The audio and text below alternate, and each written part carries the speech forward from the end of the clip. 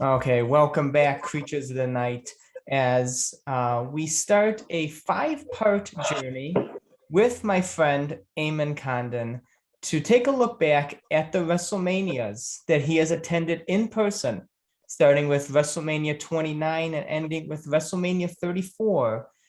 You're right, it is 5 parts. To hear his firsthand accounts of these 5 very interesting and different Undertaker matches. And we start off with one of my favorites, the 21-0 Undertaker match that would be remembered for so many different things. But for one of the things to be remembered for is it is the true, in my opinion, main event of the night.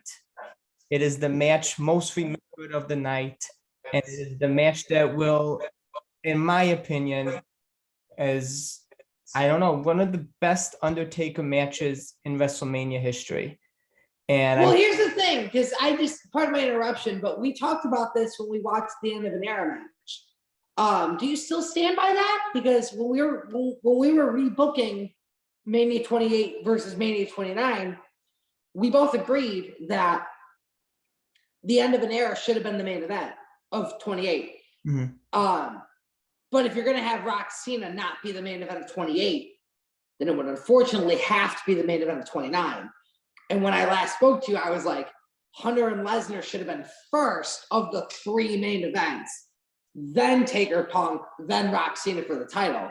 And you agreed with that. Do you still agree with that, or do you disagree? No, should have Punk Taker been the main event of 29? No, I still stand by what we said. It's just, in my opinion, it's the main event of the night. It's the one that people most remember. It's the match I most remember of the night. So that's why I consider it a main event.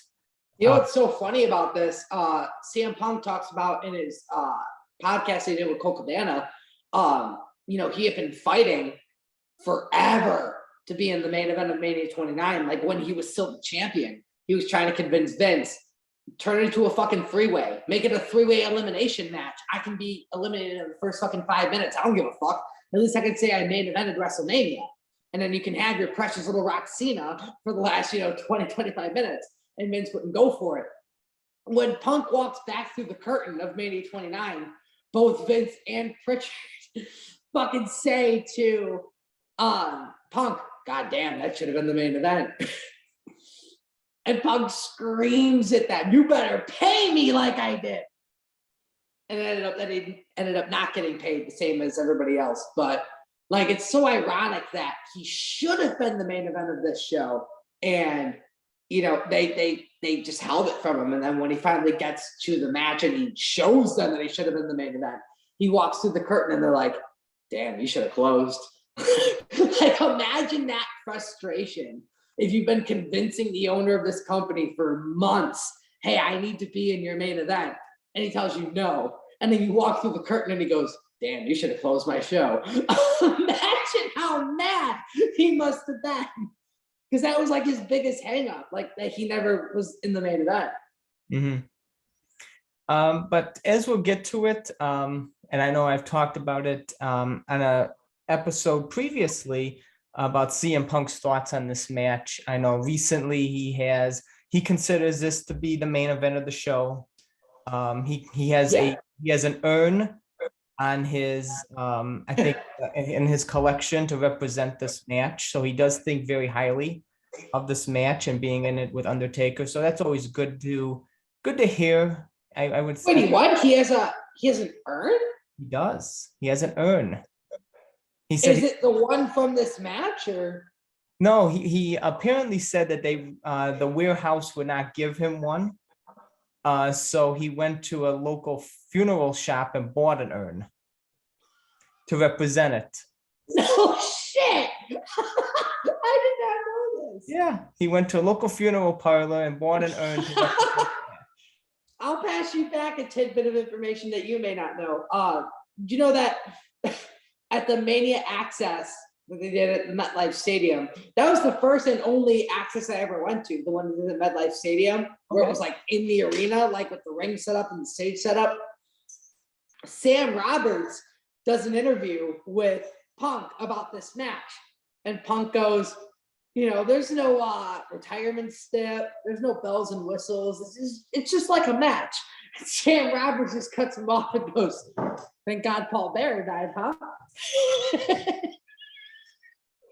And Punk fucking pops, and Punk laughs at the table and just goes, I mean, it's just, the fact that Sam Roberts just goes, "Thank God Paul Bearer died, huh?" Just, Wow. Yeah. and dude, like, and I don't know if you knew about that, but it's on this YouTube channel. You can watch the Punk interview where they're just sitting at the base of the Titantron that the fans are taking pictures on, and Sam just says it to him so nonchalant. Punk just pops for it.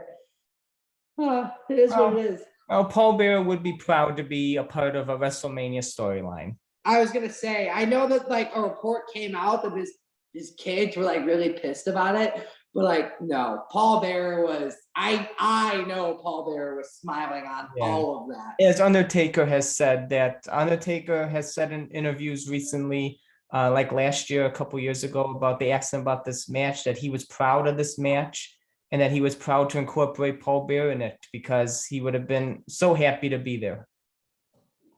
So Yeah, Undertaker's words speak much higher. Absolutely. But no, Will Moody would have you would have been so proud of that. Yes, he would have. And like what they did, because that talk about turning chicken shit into chicken salad, man. Like talk about, and they really did that. Like they made a very, dare I say, they made the most emotionally, anchored story of the whole show. I was just gonna say it makes this match more emotional. And as you can see in the closing moments, as we'll get to it, you can see it in Undertaker's face, how emotional this match can get to him. I think it was a combination of that with Paul, and also just like, at that point, he was coming back once a year for like 4 years at that point. And I think it was also just accepting like, I can work once a year and they'll cheer louder for me than anybody on there that's there 365, like Cena, Lesnar, whoever. Like I think he was kind of like realizing in that moment, almost like holy shit, in a sense. Just like I feel like he was just kind of like taking in, not for the first time, but like in a more profound way, like. Because I think at that point in his career, there was a lot of like question marks of like, where do I go from here? I don't think even Vince knew who he was going to work at Mania 30 at that point yet. So like, in that moment when he's tearing up and he's paying tribute to Paul Bearer, and he's now 21-0, and there's no, set opponent for, Mania 30. And like, there's a lot of uncertainty toward, the future of the streak.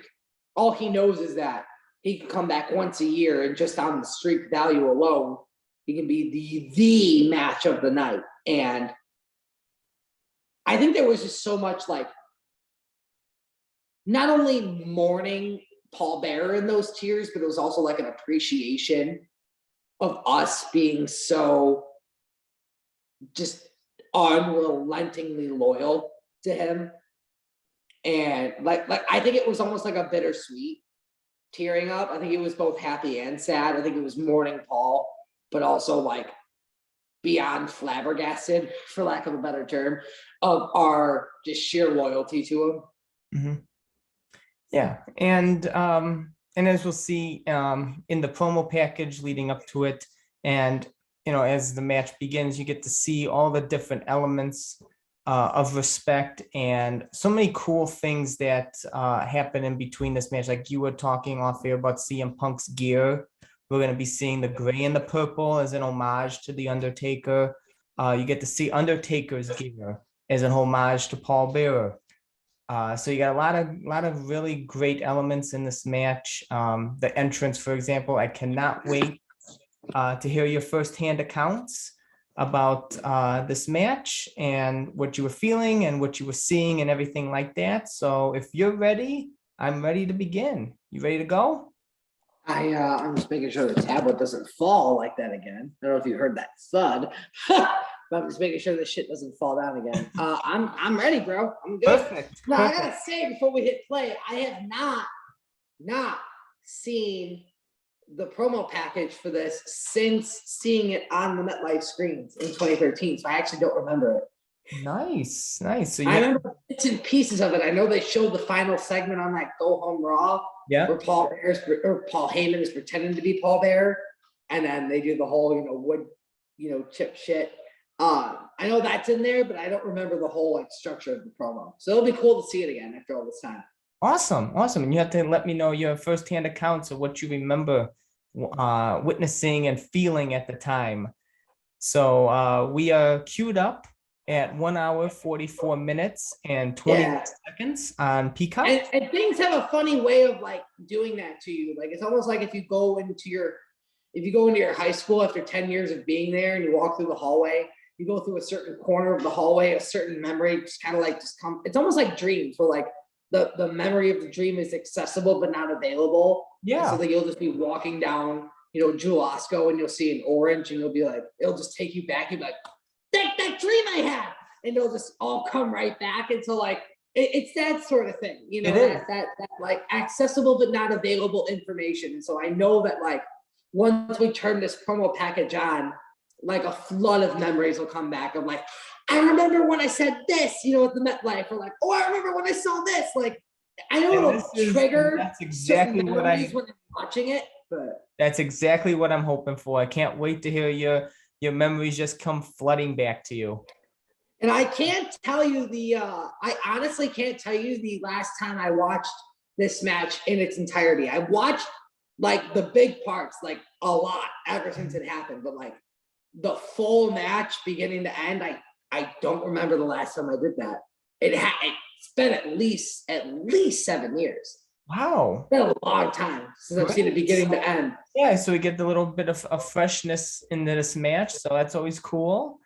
So yeah, like I said, I pretty much just remember Punk slapping Taker in the beginning, and then Taker going for the outside dive, and then pretty much the combination of Punk doing the outside dive onto the table where he destroys his knee, going into the Anaconda Vice where Taker sits up, and they do that whole rigmarole into the finish. That's all I pretty much remember. So there's a solid 13 minutes of work that I just don't at all remember. So I'm really I'm not gonna lie, I'm pretty excited to watch this back. Awesome. There's a lot of shit I just don't remember. Awesome. Love it when you're excited to watch it back. I'm ready for it. 1 hour, 44:21, and we are ready in 3, 2, 1, play. Got it. It's about disrespect from CM Punk. Can you hear my TV, or do you want me to turn it down? You could turn it down a couple more. I think that'd be good. Might as well mute the motherfucker. What's crazy is that urn looks so much like the urn that's an emoji on iPhones. Yeah, yeah. I use that fucking urn emoji for everything Undertaker because it looks so much like that one right there. It does. It really does. The 3 lines and the fucking perfect, it looks just like the urn that's on iOS. I vividly remember watching this live. Vividly remember it. Your loss. Oh, I did too. I remember watching this live. I gotta tell you, I hated that stage, that Titantron. I hated that stage. 20-0.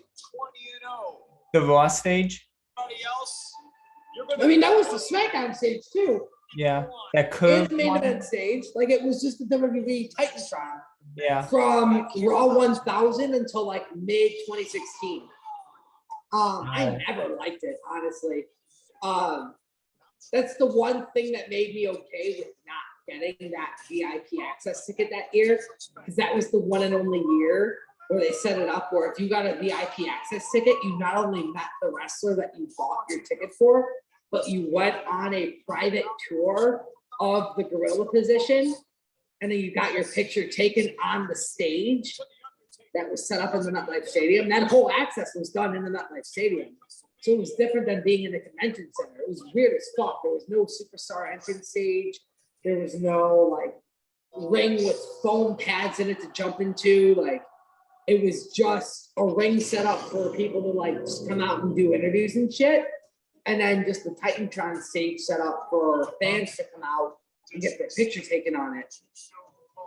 It was weird. The whole time I was in the stadium, I would watch fans like walk out through that Titantron hole, like through that little slit, and get their picture taken on the stage. The one thing that makes me okay with not getting to do that was the fact that that was the Titantron. You get your picture taken on. Like I never liked it. It was probably my least favorite one in all the ones they did. If it was the SmackDown Fist stage and I missed out, I'd be killing myself. I'd be flat out killing myself. But for that Titantron, I don't lose a fucking wink of sleep. And this feud is just classic Undertaker, you know, stealing of the urn, disrespecting Paul Bearer and that legacy. It's classic stuff that they would do like during the 90s. If you remember, like when they would steal his urn, try and get his power. This match is just bless you. Yeah, excuse me. I'm a double sneezer.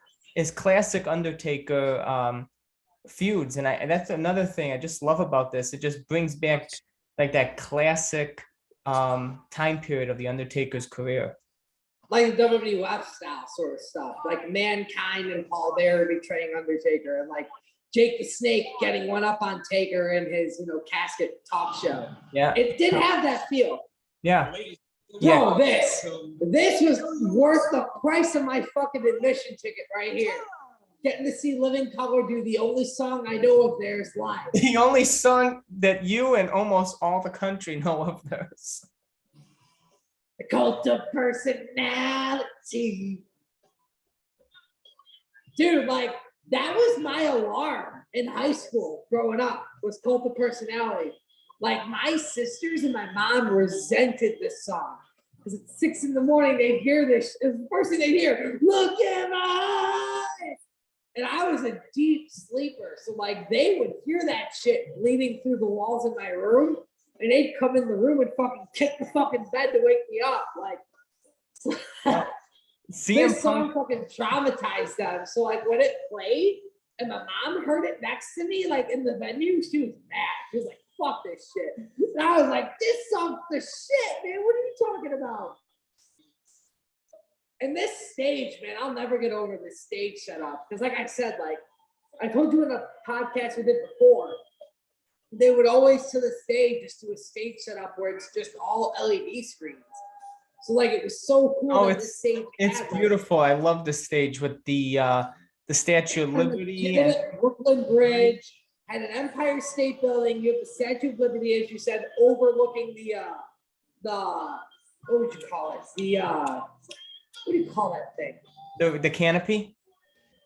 Not even, what's the word for it? There's a specific word for it. I can't think of it. I want to say pavilion, but that's not even it. What do you call that? If you're buying that somewhere, people buy that shit for tailgates. It's like a fucking tent. It has just 4 legs on it. They can set up for like a booth or something outside. There's a word for that. Yeah, there is. I can't think of it. I can't think of it either. But Whatever you would call that is that. I And just the I Statue of love Liberty everything. over that. I love everything about the stage setup. It's like a classic WWE stage. How they would go all out for those pay-per-views, just have them be different. And even in this, like you said, this time of LEDs and HD. Canopy. Sorry, that's what it's called. A canopy. Called a canopy. Canopy. So yeah, you have the Statue of Liberty on top of the canopy. I'm sorry, as you were saying. It's just like looks like a classic WWE stage they would do before the LEDs and HD time. That's what pissed me off too. Like I miss seeing No Mercy 2007 at Allstate Arena And that was the last time they did like one of those like retro ruthless aggression era stages where it had like a small LED screen at the bottom where they'd walk out of, and everything else was like a actual like prop that got lit up. You know what I mean? And No Mercy was the last one of those sort of shows, because after that, in 2008, they went into their fucking like HD mode, and then the whole stage turned into LED panels. Symbol of the legendary. I don't know why that happened to me. I literally picked up my iPhone to Google what that word was, and it actually, I didn't even Google it. I literally went into the home screen, and then the word just hit me, and I was like, canopy, there it is. Oh shit, here we go. One of my favorite entrances of his. And this is probably my favorite one I saw of his live, for sure. Well, how did it look to you live? Weird, Yeah. because I was up in the 300 section. And also the production cameras are really good at cutting out the production people running onto the stage and ripping off all those panels of the stage to open it up. So like we could see them doing that shit as Punk was walking down the ramp. And so we were wondering like, why are you ripping up half the stage floor? When he made the walk, when you could see it on the video screen in the arena, like as you see right here, when you could see it this way on the screen, it looked really cool. From your seat, it looked kind of weird. I get that. Yeah, I mean, you would have. You could see the way the holes like looked. It looked like this weird shape. You could see the guys like kind of leaning out. It didn't look the way it does on the screen, so it was weird. Yeah, but it was cool. It was cool, but it was weird. Like I was like trying to make sense of it. Yeah, because I was sitting like 150 feet, 200 feet above them. So like I was like trying to make sense of what I was seeing, because I'm nearsighted, I'm not farsighted. So I was like, what are they doing? And like when the light, like when the big white spotlight, shone throughout the hall, it was kind of hard to see anything.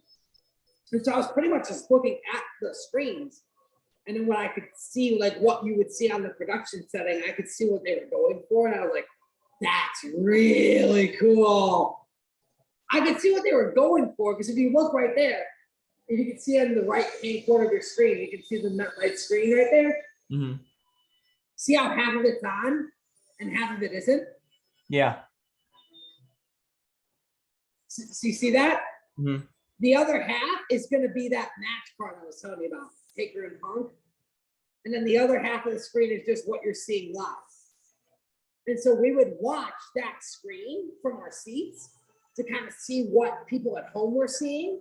But from where we were sitting, the shit looked kind of weird. And at this point, you can't see it because Taker's blocking it with his body. But at this point, there's like 30 different production people in black on the stage putting the stage spots back together. But Taker's blocking it obviously with his body, because they have a very good way of hiding the smoke and mirrors with their production crew. But when you're there live, it's weird because you can see, what the production people are doing. Yeah. Undertaker in his Assassin's Creed jacket, because I always like next to the guy who's always wearing the green T-shirt with the smiley face on it. You know who I'm talking about, right? Yeah, yeah. Next to him, did you notice who's next to him in the front row? Let me see. I don't think I even have to tell you who it is. I think you know who it is. Is he going to be All I have to say is he's in the front row. Who else would be in the front row? Is it going to be Brock Lesnar guy? Oh, how did I know? It is the entrance Yep. of a legend. Front row of this Mania. Front row of pretty much every Mania. Front row at the Battleground 2015 return of Taker. Like pretty much front row for any Undertaker moment in the past 10 years. Like that's why I was like, I don't even have to tell you who it is. You know who it is. I love that Mike Chioda was reffing this match, man. Mike Chioda has always been my favorite ref. in wrestling history, like in all of wrestling history. He's my favorite. And he's called like all of the most important matches. Like you go back and look, like Rock Hogan, he was calling. Taker Punk, he called. Rock Cena, he called. Like there's other ones I'm forgetting too, but there's other like really important ones. Undertaker's got his game face on. He's ready for this match. Dude, Mike Chioda has his fucking game face on. Mike Chioda was the only fucking WWE ref that had a fucking elbow pad on. I loved Mike Chioda, man. He took that shit so serious. I loved him. Me too. There was the slap, and now Punk running out. No, but Mike had a count that was unlike anybody else. That the way he hit the mat and the way his arms spun in a perfect circle, like he brought such an energy to his reffing. I love Mike Chioda, man. Mike's my favorite ref, so I love that he was reffing this match. Oh, Taker's got him. And he ducks.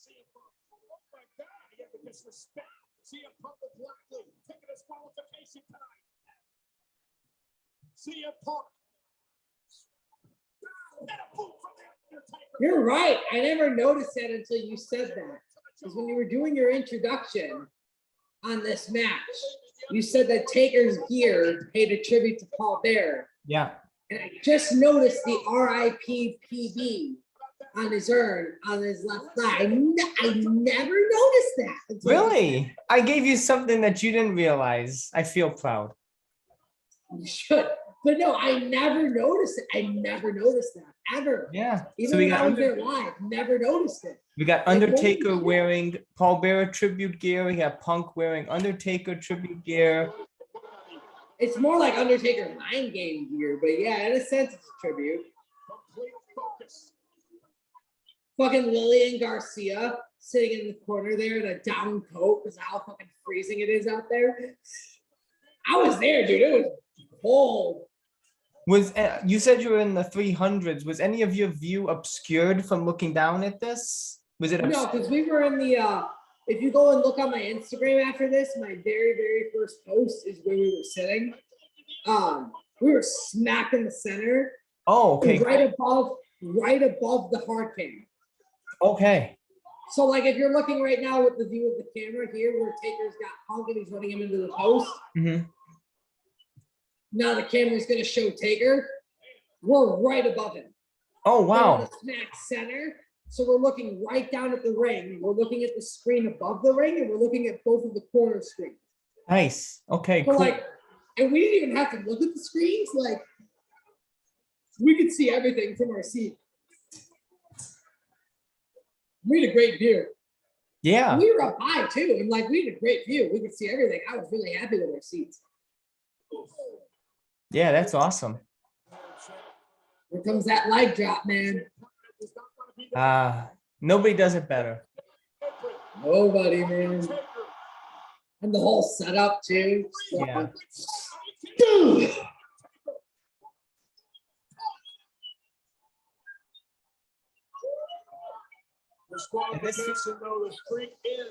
And in the promo leading up to this, and even as the commentators are talking about, Punk will take that disqualification win. This is like the first streak match that Undertaker said that he doesn't care about.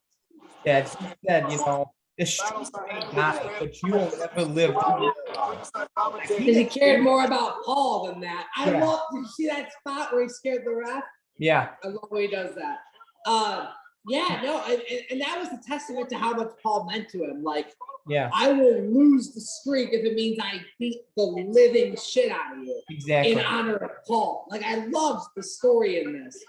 He cared more about Paul Bearer and protecting Paul's legacy than caring about his own match. Like if Punk wants to get Undertaker DQ'd, fine, he'll take the loss, but he's gonna beat the shit out of him so he doesn't talk about it. And the way Punk says in the build-up, like, you get DQ'd or counted out, I love that. He says if you get DQ'd or counted out, it's still a loss. And another thing I love about Punk, most wrestlers, when they're in the old school, they'll just stand there and kind of take it.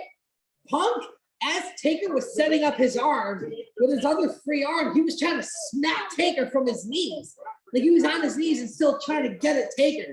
Like just the realism of his fighting. Like he tries to make it like a real fight. Like what would you do if this was a real fight? You wouldn't just sit there and let Taker twist your arm, fucking 360 degrees. You slap, you try to get out of there. And as we're going to be seeing here soon, Punk Oh, here we go. ultimate disrespect, stealing the Undertaker's old school move.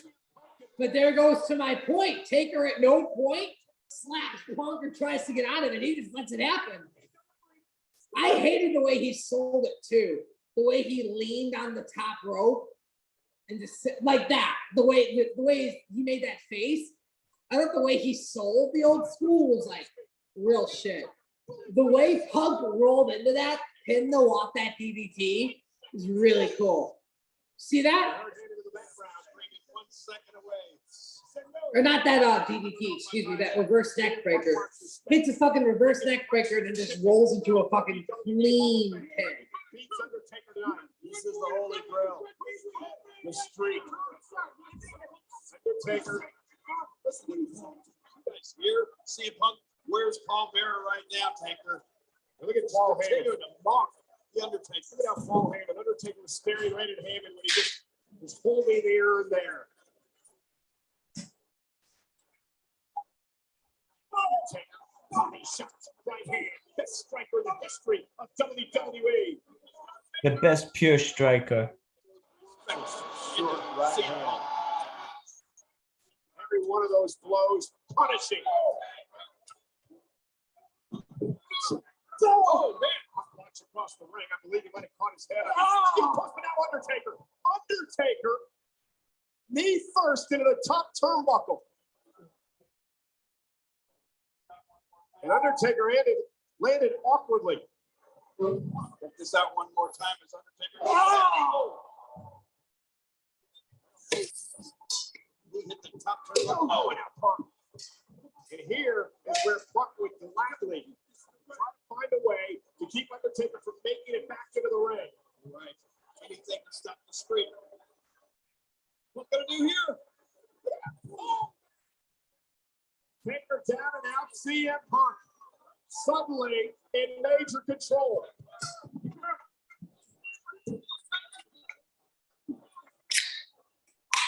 Punk wins this. It's a day with immortality.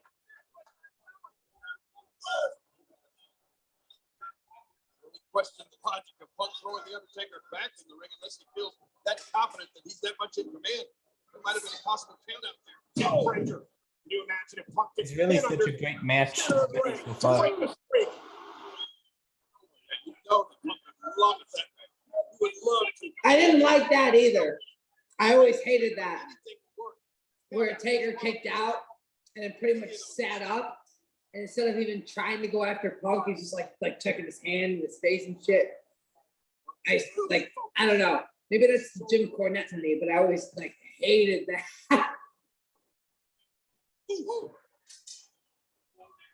Undertaker. Undertaker focusing on the head of Punk now with those big right hands. Oh, look at CM Punk. Swinging neck breaker. Right counter. Hooks the inside leg. He wants to break the streak and Undertaker in two. He's always trying to pin him after, certain moves. He's not trying to go for any type of big right now. Ironically enough, the one time he goes to go to sleep, that's the only move Taker no-sells. Taker bounces off the rope, turns it into a fucking tombstone. I love that sequence, though. It's such a good sequence. There should have been one GTS to take that Punk hit that actually connected. To me that completely devalued his finish. Turned it into nothing. Turned it into not even a signature move. It was so ineffective that Taker just turned it into a tombstone.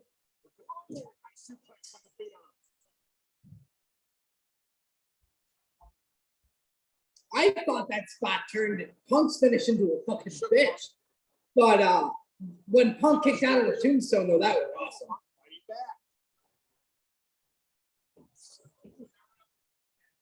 Oh,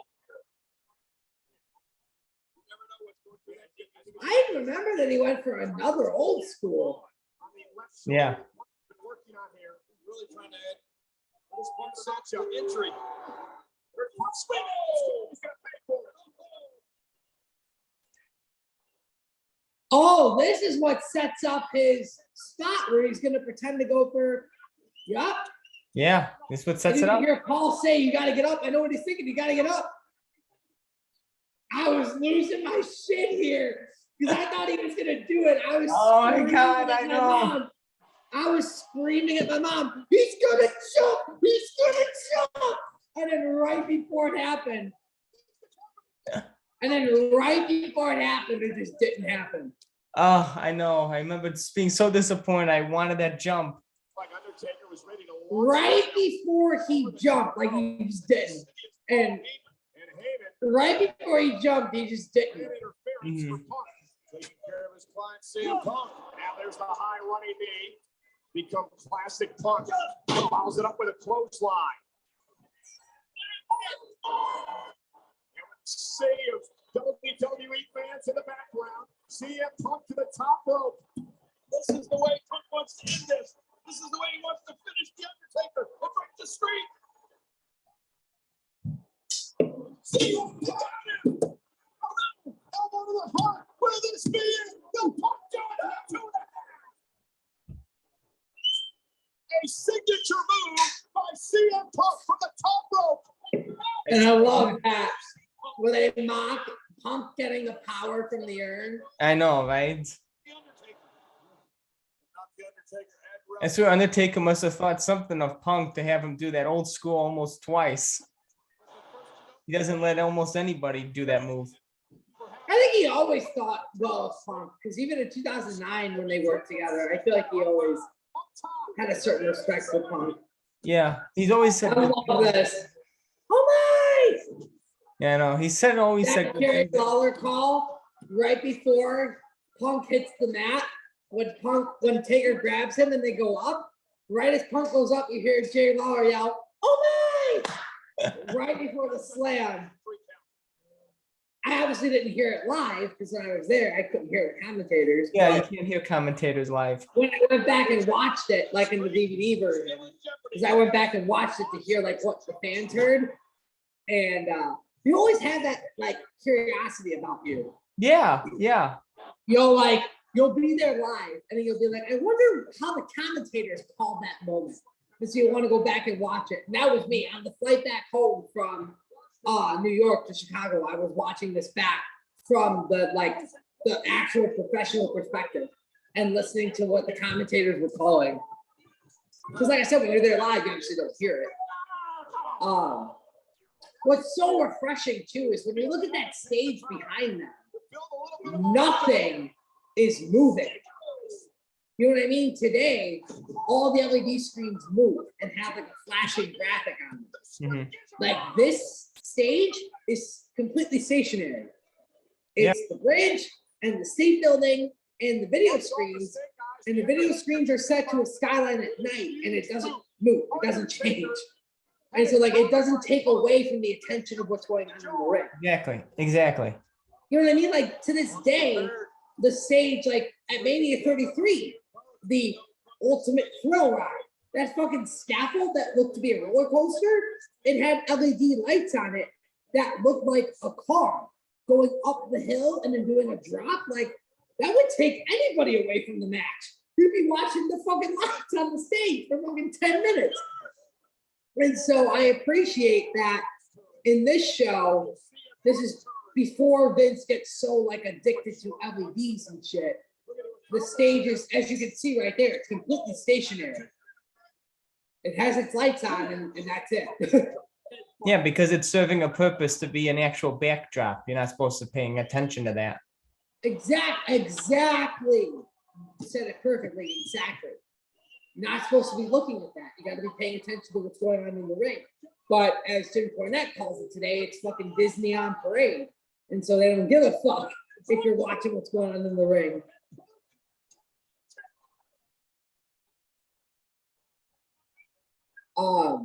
You see that girl right there in the neon hoodie in the front row? Yeah. That's the same chick who's third row at Mania 25, next to the guy who's wearing the basketball jersey. And it's the same girl who's sitting next to that same dude in the front row at Mania 26 that we always talk about.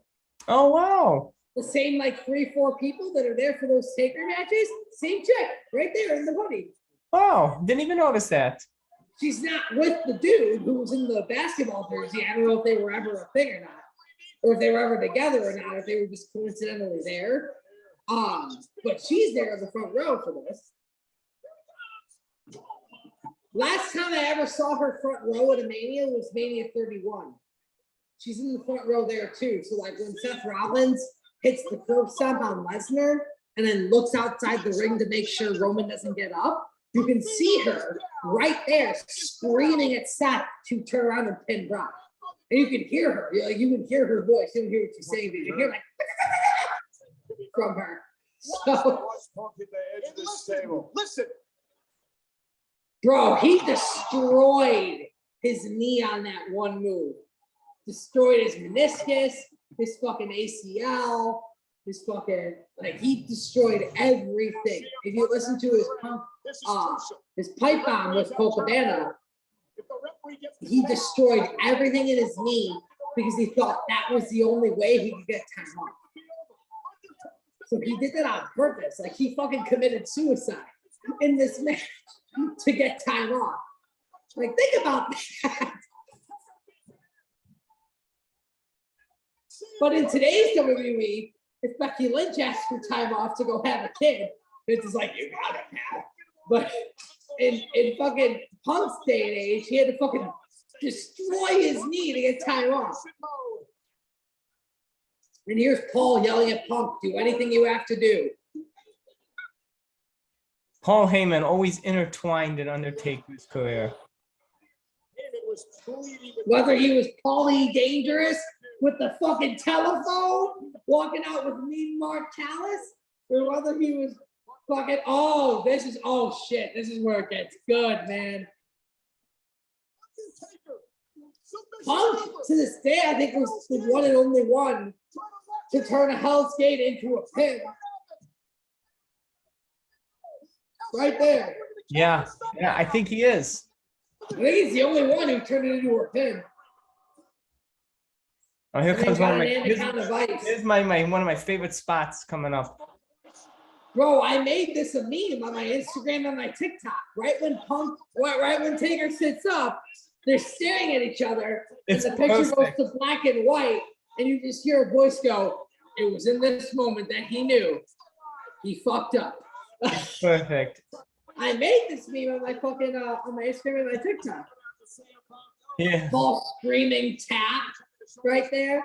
One, here we go. Perfect. Look at that spot, man. That's amazing. It is. And Punk knew he fucked up.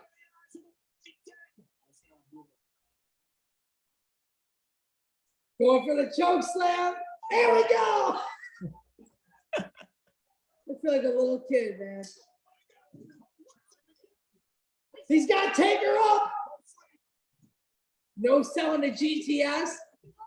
Bam, into the fastest ever given tombstone. And Punk, and Punk, and Punk. Dude, watch that replay. Punk had, dude, look at me. Punk had that much time to get ready. Look at Taker. Look, like, dude, that's the fastest ever given tombstone I think I've ever seen. Like, he barely set Punk up before he dropped to his knees. Not to say he was not, like, being a protective worker, but, like, that was the fastest tombstone I've ever seen given. They probably they may have practiced that. They may have, but like, even still, dude, that's way too risky to just try. Like, he did that so fast. I remember sitting Well, in the that's- stand. That's so effortlessly. That's, what else can you ask for? Tombstone from out of nowhere. I remember asking my mom, like, I remember saying to my mom, like, he did that way too fast.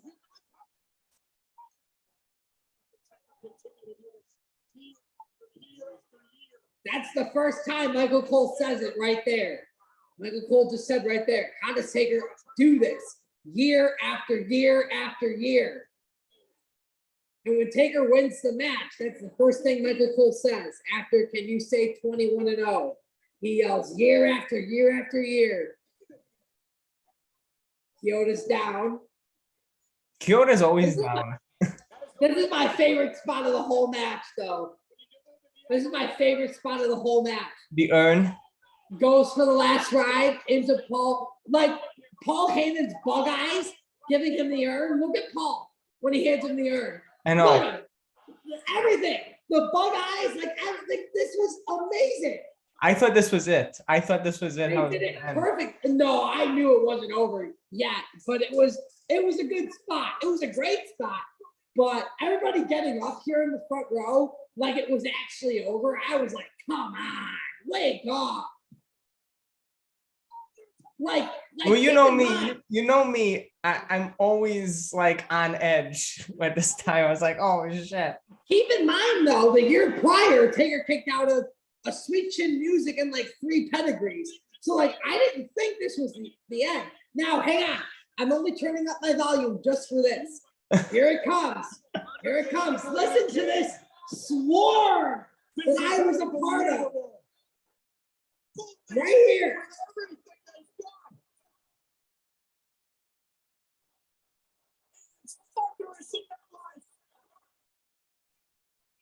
It was indescribable. Like you didn't hear it. But you can't. Yeah. Like, it was indescribable.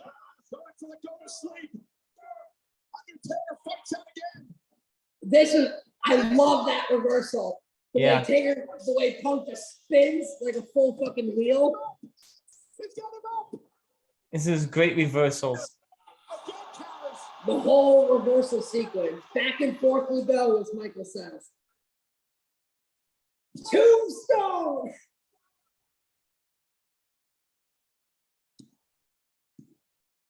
Can you say 21 and 0? And for the last time ever, The Undertaker is perfect at WrestleMania. But we didn't know when we were there in this moment. I'll just tell you right now, because this was the only time I was there for this. It was the Yeah. last time it ever happened. Like I was there when he won at Mania 32, obviously. And I was there when he won at Mania 34. Nothing compared to when he won. When it mattered. Like there was this, hard to describe, dude. There was this magic. Like there was this like, And I think you just described it perfectly. It was magic. there was this larger than life, larger than like can't even put it into words. There was just this like, there was just this aura, this vibe that like completely encapsulated the stadium. And in that moment, I wholeheartedly believed I was going to see this for the rest of my life. In that moment, I believed this man was not of our species. Like in that moment, I believed he could He is never be not. stopped. He is not of this world. In that moment, you really believe, like you believe, this man can't be stopped. Like you're gonna see him do this every year. And this moment right here, I remember just looking at the screen and seeing this and just being like, he's trying. Like This is the most, still to me, the most powerful moment in WrestleMania history. This. Kneeling in front of Paul's urn. And Michael Cole saying the urn has come home. The Undertaker is 21-0. This to me is the most powerful moment in all of WrestleMania history. More powerful than Hogan slamming Andre, more powerful than Rock and Hogan, more powerful than anything that's ever happened in Mania history is that one moment. Taker kneeling in front of Paul's urn. One of the greatest things I've ever seen. That took guys. almost 25 years to build to. Mhm. What you're looking at right now, this camera angle zooming out, that's my exact view. Oh, wow. That's where I was smack middle 300, right there. I could see the ring. I could see the screen. It's a 21-0. I could see all the corner screens. Like Oh, perfect. It was like perfect. my spot was, I was directly above the hard cams, but like 200 feet in the air.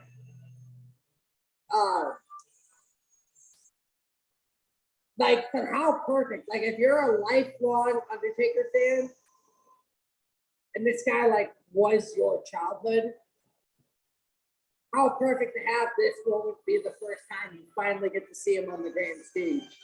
Couldn't have asked for better. You really Like, you couldn't. watching him walk up the stage with the urn in his hand with my lucky number on all the screens. And When that he look turns back. and looks at you, man. When he turns and he looks at you.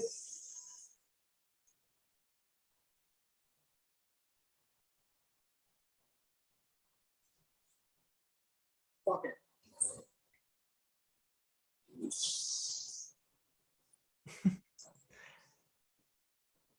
And that's it. And Launched with a sweet, sweet heat. Wendy's new hot honey chicken biscuit and sandwich. Marvel, so marvelous. Oh shit! Popeye's got a new sandwich. Oh, that's Wendy's. Choose wisely. Um, Choose Wendy's new hot honey chicken. any closing thoughts, memories you want to discuss before we wrap this up? Anything come to your mind? Any other experiences you wanted to talk about? Well, Or do you think you said like it I all? told you, I remember that you know my mom was rooting for Taker and I was rooting for Punk. What do I remember most? What I remember the most from this was, I would say, is definitely when. What I remember the most is definitely just how I felt in that moment when I could see on the screen that Taker was crying. Mhm. Like when I saw that for the first time, I remember just being like I remember my mom thinking it was like in an our speak a work. Like I remember her thinking like it wasn't like real and everything, but for me, like I knew like that was him kind of like bleeding out of his character. And it was just I think that to me was the most profound thing, like was just seeing on the screen like Undertaker getting emotional.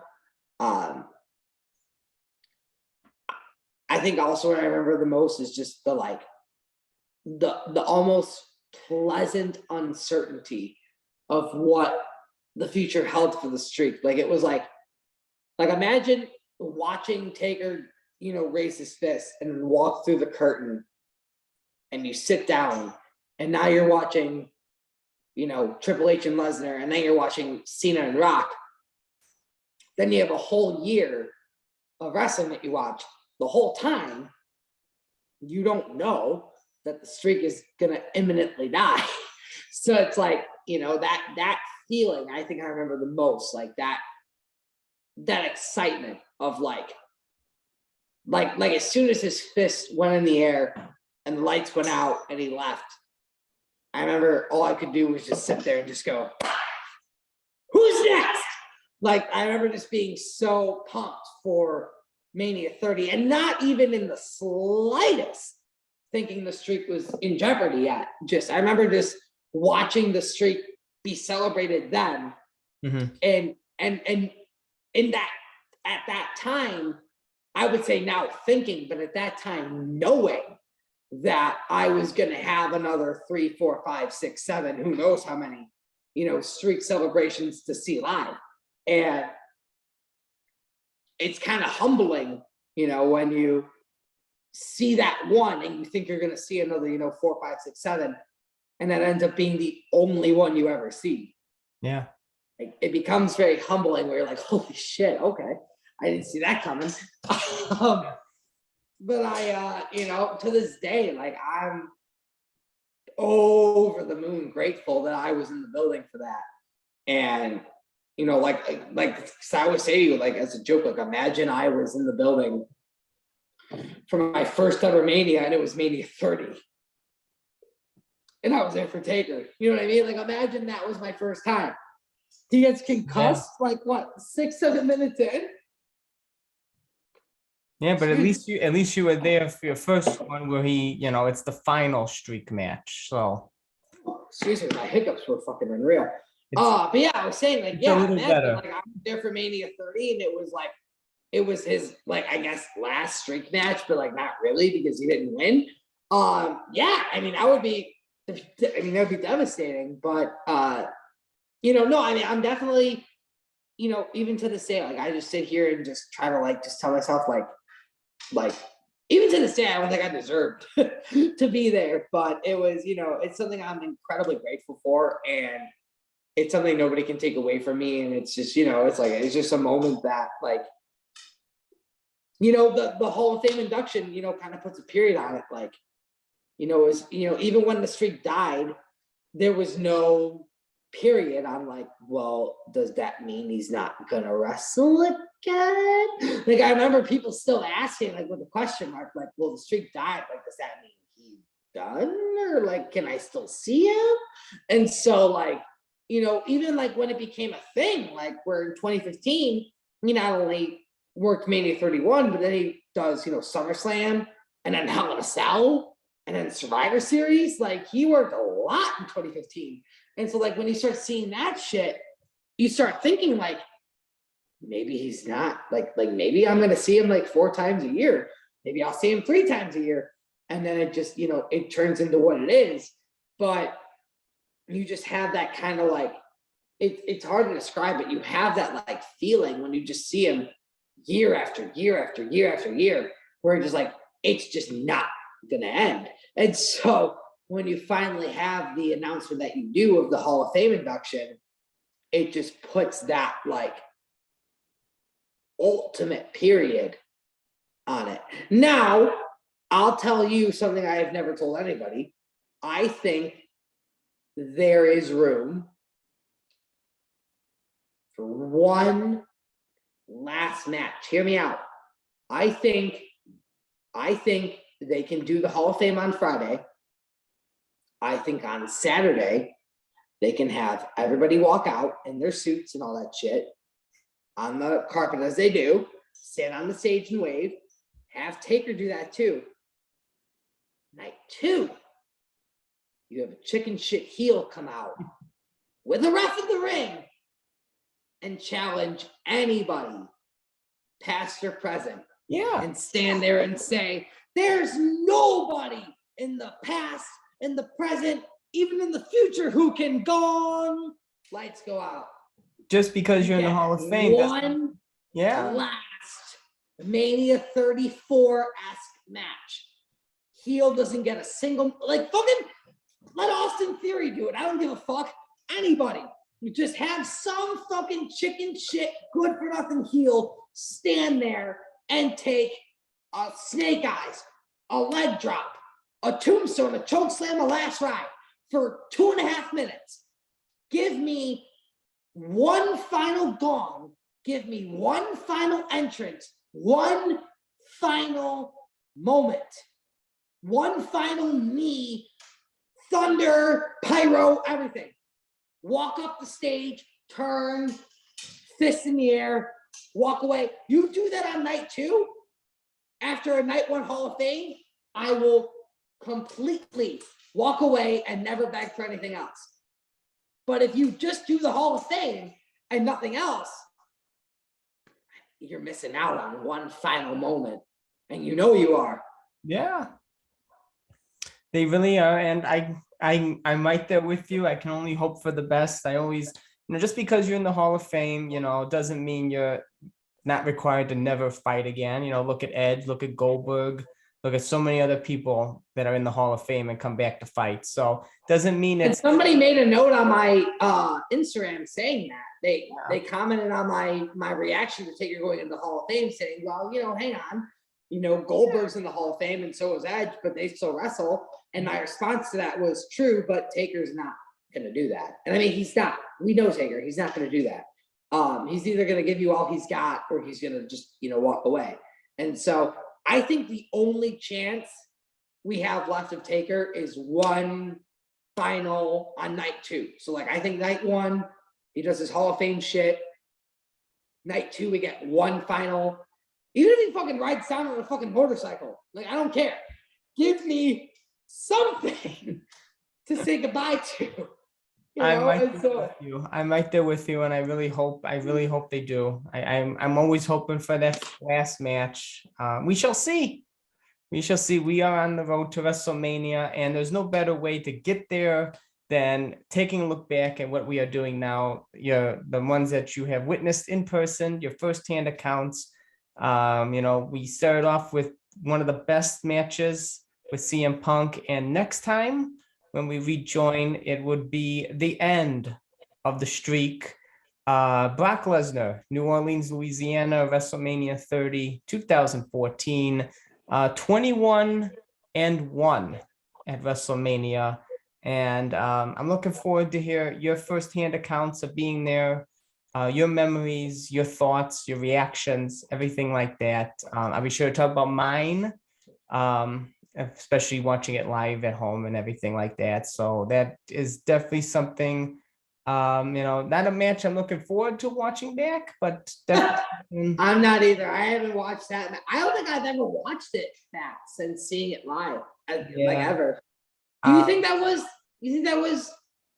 supposed to happen, or do you think that was the case of Brock doing what Brock wants to do? No, it was supposed to happen, I think. Really? Yeah. Well, I don't, man. I still don't think that was supposed to happen. No, it's just. I still feel like that was Brock going into the business of himself. I really do. No, it's just I've heard reports that Lesnar didn't want to break it. That there was reports of him talking to Vince, trying to have him not win. That's why Vince kept going back and forth with the ending. So we shall see. We'll talk about that. Dude, if it was the plan for him to win, the music would have played when he hit the pin. Like, I was there, dude, for a solid minute. Nothing happened. When that pin happened, the bell didn't even ring. That's edited in. That audio was edited in. I was there live. Bell didn't ring. No music hit. Nobody even made a fucking announcement. There was like a solid 45 seconds that went by before Justin Roberts went, ladies and gentlemen, the winner of this match, Brock Lesnar. And there was another 15 seconds of just silence, and then don't. Like, there was just way too much just silence and just stalling and just nothing going on. That, like, and just the flow of the match, like, just Taker was fucking out of it. Like, like, nobody, especially after what Paul Heyman said in his Inside the Ropes interview, like, you just can't convince me that wasn't a work or a shoot. Like, I don't think the streak was ever supposed to die. And at that point, Vince was high as fuck on Roman Reigns, as we know. This was right before the Shield split. This was 2014, April of 2014. Vince was high as fuck on Roman.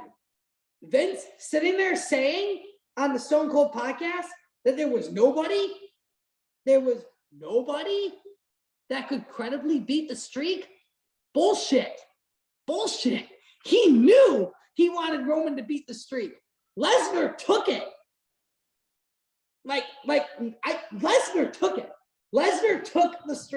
It was supposed to be Roman. Lesnar took it. Vince is trying to play it off. Like nobody's ever going to convince me of otherwise. It was like the streak was stolen by Brock Lesnar because Brock does what Brock wants to do. That's just my opinion, but I don't think that was. And we'll never know. We'll never know. No, we'll never know. There's But always gonna I be mean, Paul theories. Heyman teasing everybody is not a help at all. At all. But no, and when he says like the referee's not one of them, the camera guy's not one of them, the timekeeper's not one of them, talking about who knew what happened. And he goes, I know what happened that night. Undertaker knows what happened that night. Brock Lesnar knows what happened that night. Like when he says that, it's like you just, and maybe he's just like trying to like trick you into thinking it was a work, but I mean, just there was way too much. Like I said, I was there live. Like there was way too much like WWE is like one of the most like professionally produced things in history, not even wrestling history, just history.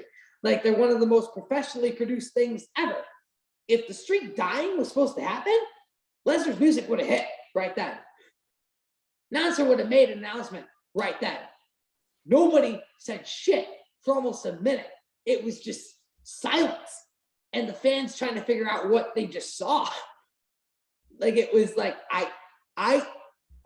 for me, I'll never be able to think it was anything other than Lesnar taking it for himself. And like I said, we'll never know. This is something to discuss. We'll discuss further next time we meet. Gotta save more and see where. True. See if But I mean, I said it was almost better that Lesnar did that for himself, because if Lesnar had done that, Vince was not going to turn Roman heel before then. Obviously, big dog Roman Reigns was going to be the one to beat it. So it's like, would you rather have Lesnar just take it for himself or Vince give it to big dog Roman? For me, I'd rather have Lesnar just take it. So, I mean, in a way, it kind of worked out, but it also didn't because it wasn't supposed to die. But I mean, if you were going to wait for Roman, you wouldn't have done it right anyway. So I feel like, Lesnar doing what he almost had to do was kind of best for everybody because Vince wasn't going to book it the right way. Which is a tragedy because it was a story that took almost a quarter of a century to make. And you're not going to give it the ending it deserves because you think you know better. So like, it's almost shit like that. Excuse me. That makes me relieved that that Lesnar took it for himself. And I don't know that for a fact, but in my opinion, he took it for himself. But it makes me glad that he did, because I know that without it, it would probably be the big dog Roman doing it. You would hear the Michael Cole in the headset yelling, "The big dog Roman Reigns!"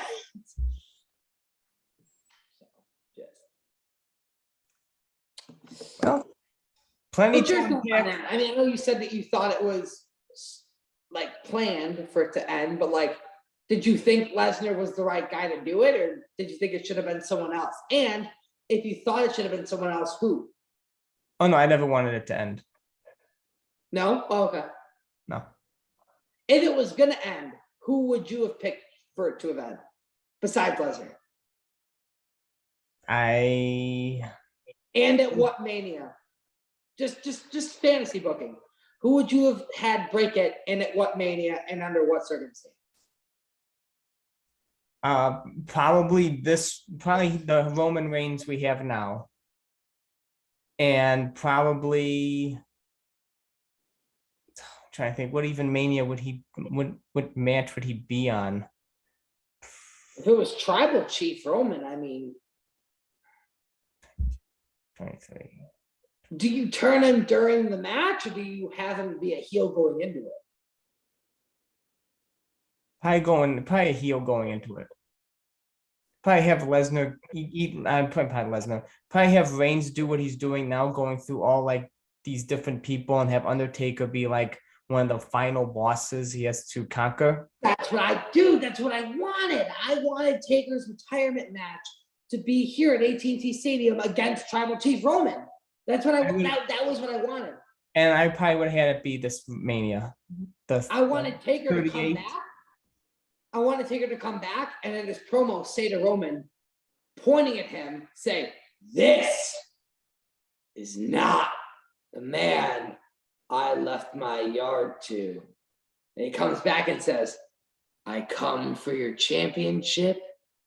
I come back for my yard. And I come for your soul." Bam! Sets up the match right there. Roman beats him badly. Taker's out. Roman's like the new, like that's how I wanted Taker's fucking career at this point to end. But it's clear at this point we're not gonna get anything other than the speech. Do you think Taker's gonna be the only? Because obviously this is gonna be an induction that's on after SmackDown. So it goes Yes, from 10 this to is what I midnight. only hoped that he would be the only one. That's what I'm saying. It's from 10:30 to midnight. Like, how the fuck do you think you're gonna put 5 people in their speeches in one fucking Yeah. show? So I had a do you feeling- think this is gonna be Taker? Well, I know you think it should be, but do you think it will be? That's the Yeah. difference. Because the timing. Usually they announce Hall of Fame people like around Royal Rumble time, but they took their sweet time in doing it like the middle of February. But they still got like 4 weeks to announce another, 2 or 3 entrants.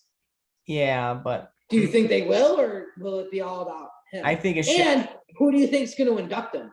Because I was listening to Jim Cornette's podcast, and his only predictions were Brian Last said, "What about Vince?" And Jim Cornette went, "No, Vince won't do it. Vince won't do it." He thinks it's a joke. When Brian Last said, "What about Bruce Pritchard?" He laughed his ass off. He's like, "No, it's not going to be Pritchard." It's gotta. I want it to be Vince. It's gotta be Vince. He thinks it's going to be Kane. He thinks it's either going to be Kane or Mick Foley. And I think Mick Foley is honestly a real contender. Do I think it's going to be Vince? I would say no if he didn't do in the Thunderdome when they did the Taker farewell. Vince was the last one to, say something and kind of, introduce him before he did the entrance.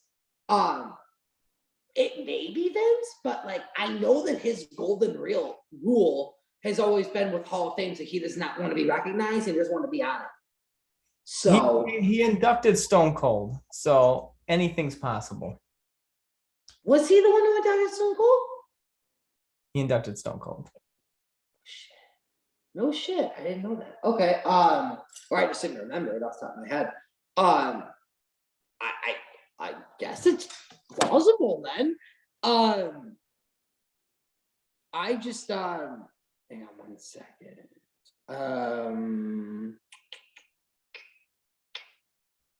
Okay. I mean, I wouldn't. just I wouldn't be opposed to Triple H. I don't know how Triple H feels. I wouldn't be opposed to Triple H inducting him. I wouldn't be opposed to Kane. I wouldn't be opposed to Foley. I wouldn't be opposed to Austin. But I think it should be Vince. It's not gonna be Austin. No, if it's gonna be any of his past rivals, it would be. It's either gonna be Kane or Foley to me. Like I don't like maybe Sean, but probably not Sean. I put him as like a third option, but I think it's either gonna be Foley or Kane.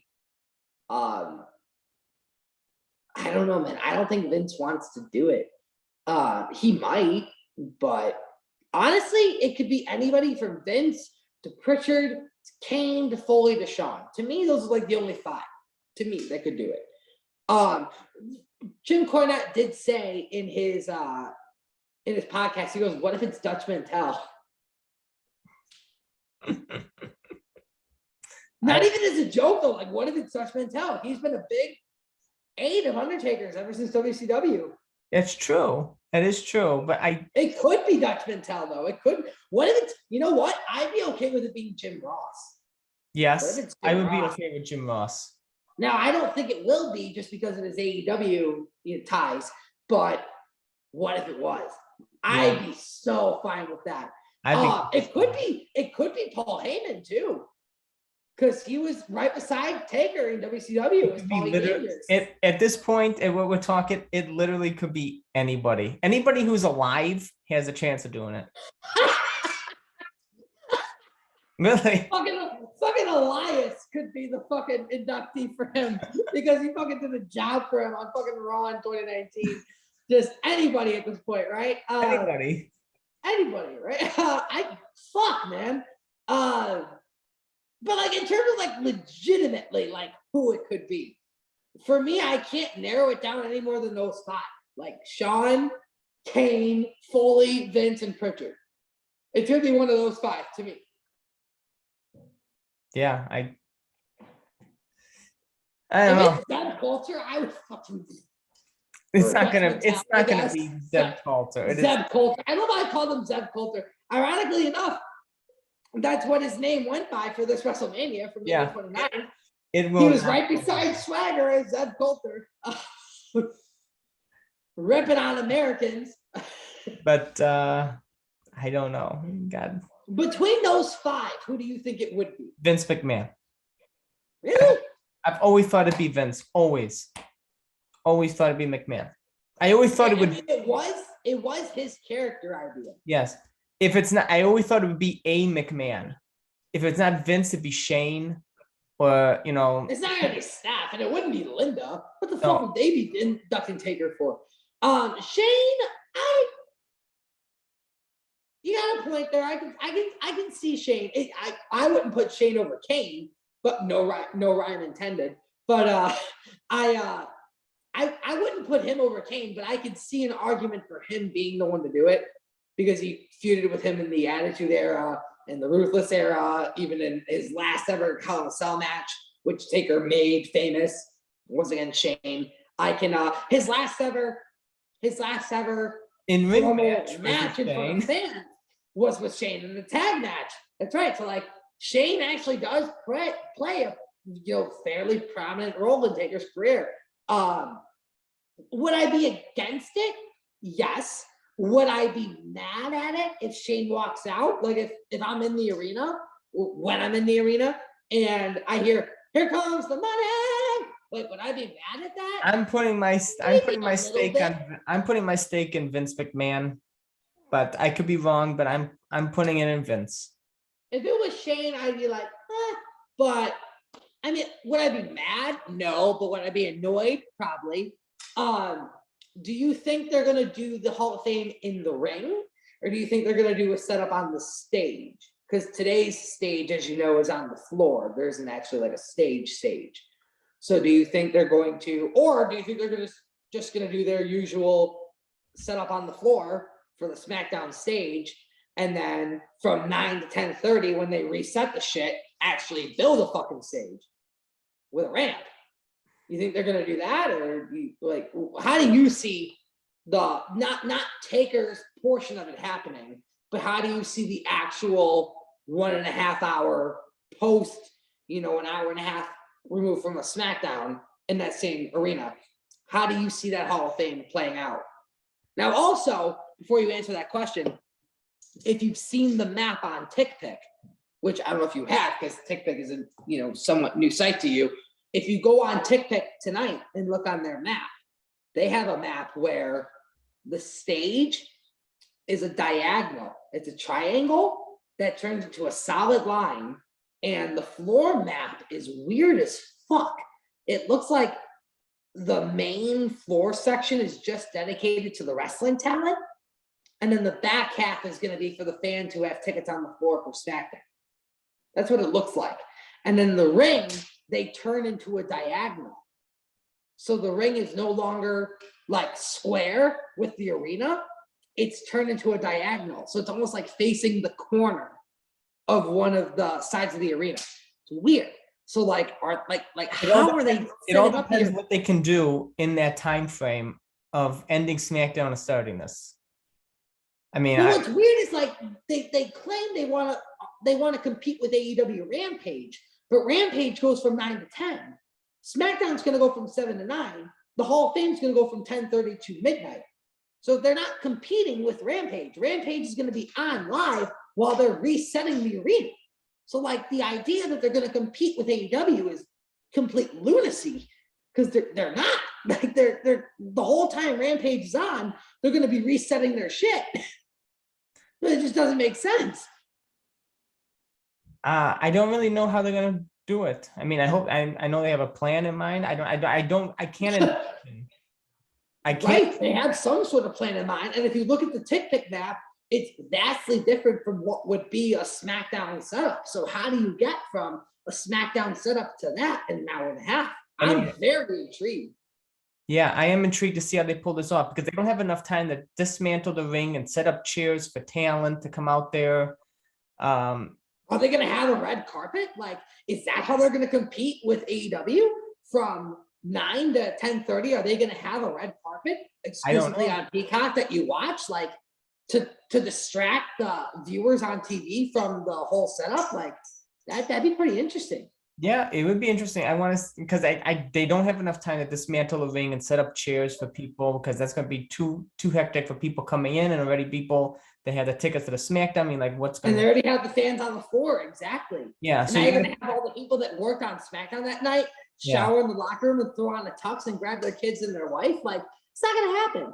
Like I'm very interested in how this is gonna happen. And like I mean, I'll be there live, so like I'll send you videos directly. Like Yeah, you as this have to stuff is be- happening, you have to be I'll my videotape first what's hand. going on. You're gonna be my first hand account for everything. And we're gonna have a special episode It's like a afterwards. CNN reporter, dude, where you And- send the message over to me. And I want a special episode afterwards so you can give me everything that you experienced there at the Hall of Fame and at WrestleMania, because you're going to WrestleMania firsthand You're now. gonna be like a CNN news anchor. You're gonna be like, we're going live. to our Exactly. correspondent Eamon, who's there right now at the Hall of Fame. Eamon, good evening. What do you have for us? And then it'll be like a 10-second delay of just silence, as you see on CNN, just the silence, and then just, well, good evening, Collecting Dead Man. Thank you for that. I am here right now at the arena. You know what I'm talking about, that fucking little delay on their live cameras. But I mean, it's a bummer you can't be there to like do a live podcast. But I mean, I'll send you any and all insider footage I can as they're setting everything up. I think that's what's gonna help me. Knock on wood, not to sound self-centered. Jeez, dude, hang on. My hiccups are insane. Excuse me. It would be really beneficial for me to be there live in the arena and like as they're setting everything up, like minute by minute, videotaping it and posting it on my Instagram and my TikTok. Because people are gonna want to see how this Hall of Fame setup is actually gonna like play I'm out. really interested in this. Yes. So like, no, I'll make that my mission. Like as soon as SmackDown goes off the air, I'll just be sitting in my seat, just cross-legged like I am right now, just videotaping everything I see and just sending it to you. Just being like, here's what I see, bro. They're doing this to the ring, they're doing that to those chairs, they're throwing that guy out. Now, I don't know if you saw my post on Instagram, kind of recalling that Bret Hart attack. Do you see somebody pulling that shit again? No. Where somebody got attacked by Bret? Like, do you see them having a plan, though, security-wise, to Yeah. make sure nobody does that shit? Oh yeah. Could you imagine somebody trying that shit on fucking 7-foot Undertaker? Yeah. I don't see it happening again. Dude, but like Bret Hart in his 60s, that's one thing. Like, imagine somebody trying to take down Taker. It's just Oh Like- God. it's like that's like throwing a grape at somebody instead of your fist. Yeah. It's not gonna happen. Yeah, You're it not ain't gonna do anything to him. Well, yeah, a lot of fun things planned for the future. I mean, I'm looking forward to what you're gonna experience. I'm looking forward to our next series of matches to discuss your memories for these. Are And you content with his career at this point, or do you wish he would have done one final match to put a period on the career? Or are you content with the Boneyard being it? I am a selfish Undertaker fan. I will never say no to another Undertaker match. I'm But fine do you with think the Boneyard was a fitting end, or do you Yes. wish that there was just one more? if that's his last one, it's fitting. How the thing ended, it's fitting. With the burial of AJ, with the fist in the air, with him riding off into the evening, it's a fitting image of the end. If he chooses not to fight again, it's fitting. If he's happy with it, perfect. If he wants to end it in front of a crowd, I hope that it's as fitting for him and it's not, he doesn't want to keep chasing it again. As we saw on Well said. as he Well said said. next slide, I don't want him to keep thinking he's got to do more. So if he comes back for another one, I hope that is fitting for him for a finale, for a final ending. Right. I don't want him to come back and feel like he did badly and he's got to come back again. I want Right. him to have the peace too. He deserves the peace. You essentially want him to have what he wanted, which was just that last match where he walks away, leaving everybody wanting more. And he's just like, motherfuckers, I still got it. Yeah. And I mean, man, it can still happen. Like it can. It If can. you It may. have him go in the Hall of Fame and you have him do his fucking little walkout in his suit on night 1, and on night fucking 2, you give me a Mania 34-esque match where he just hits all the big moves, old school choke slam, tombstone, 1, 2, 3, hits the knee, hits the pyro, walks up the ramp, does the fist. That can do it. You can still, leave them wanting more with that, motherfucker, I still got it. You can still do it. It's just like, are they gonna do it? And I feel like with this, like them calling it the most stupendous WrestleMania, I feel like they have a plan that we don't know of. I think Like so. I feel like if Austin is gonna return, it'll be night 1. And then if they're gonna do something with Taker, it'll be night 2. So that way they can stay on this most stupendous, night of WrestleMania. They had Austin working, they had Taker working, and then they had in the main event Rock and Roman title for title. That's the only way, to me, you can call this the most stupendous Mania ever. If you have Austin working night 1, Taker working night 2, and you have the main event title for title. We already know the main event title for title. Yeah. But if you have Austin on night 1 and Taker on night 2, I could actually buy the headline of stupendous. So, with that in mind, maybe, maybe there is a plan afoot that we don't know about. And maybe we're going to get a Flair sort of style induction for Taker, which I called a couple of years ago. I was like, maybe we'll get a Flair sort of style induction for Taker where he gets inducted and then 2 nights later he has his retirement match. So you never go know. into it knowing it's the end. Like for Flair, it was called a career-threatening match, but he had his Hall of Fame speech where he was crying his fucking eyes out like 2 nights before the match. So you knew it was the end. So I think there's room for, especially if the Hall of Fame is just on Taker alone, I think there's room to do a very special Taker, finale. And what that finale looks like, I don't know, but it'll be pretty special to see. Yeah. Are you at least gonna try to get out there for Mania itself, or are you like a no-go for Mania altogether? Nah, no go. Why? No, not gonna make the trip out there. The fuck? Why? Too much stuff going on. I just couldn't make it work. I know I'm just as disappointed, but Not even for one of the nights of Mania? no. Wow. All right. No, I ain't gonna pry you on that. If you can't make it, you can't make it. Yeah, so I think we cap off this episode and we look forward to WrestleMania 30 next time we meet. And looking forward to all the things to come in the future that we have planned here. As always, Eamon, I thank you for joining me here. I thank you for sharing your memories and your look back here at WrestleMania 29. Looking forward to WrestleMania 30. And as I close out here, as I say each and every time, Creatures of the Night, thank you for joining me here as we talk about Undertaker merchandise, memories, and more. And until next time, same Taker time, same Taker channel. Keep on rolling, baby. Peace. keep rolling, rolling, rolling, rolling.